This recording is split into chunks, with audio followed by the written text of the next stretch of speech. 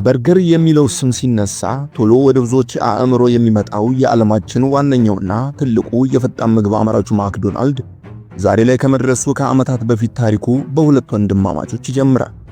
በአሜሪካ ውስጥ መኖር ከጀመሩ የአየርላንድ ስደተኛ ቤተሰብ የተወለዱት ሞሪስ ማክዶናልድ ማክ እናም ታናሽ ወንድሙ ሪቻርድ ማክዶናልድ ዲክ በኒው ሃምፕሻየር የሚኖሩ ሲሆን አባታቸው ፓትሪክ ማክዶናልድ በጫማ ፋብሪካ ውስጥ የፈረቃ ስራ አስኪያጅ ሆኖ በዚህ ስራው ህይወቱን ወስኖ ሲሰራ ከቆየ ከ42 የአገልግሎት ዓመታት በኋላ ለቦታው በጣም አርጅቷል በሚል ተራ ምክንያት ያለምንም ጡረታና ሌሎች ክፍያዎች ከድርጅቱ በባዶ እጁ ተሰናበተ።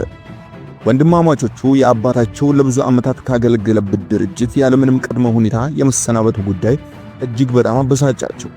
ገና በለጋ ዕድሜያቸው ሊያውም በድህነት ኑሯቸው የአባታቸውን ሁኔታ በማየታቸው ለቅጥር ህይወት ያላቸውን አመለካከት መጥፎ እንዲሆን አደረጋቸው። ስለዚህ ገና በለጋ ዕድሜያቸው የቅጥር ህይወትን እንዲጠሉና በየትኛውም አይነት መንገድ ቢሆን የራሳቸውን ሥራ መስራት እንዳለባቸው እንዲያስቡም አደረጋቸው። እንዲሁም የአባታቸውን ታሪክ ላለመድገም ምንም ቢሆን 50 ዓመት ሲሞላን ሚሊዮነሮች መሆንና የገንዘብ ነፃነትን ማግኘት አለብን ሲሉ ለራሳቸው ቃል ገቡ።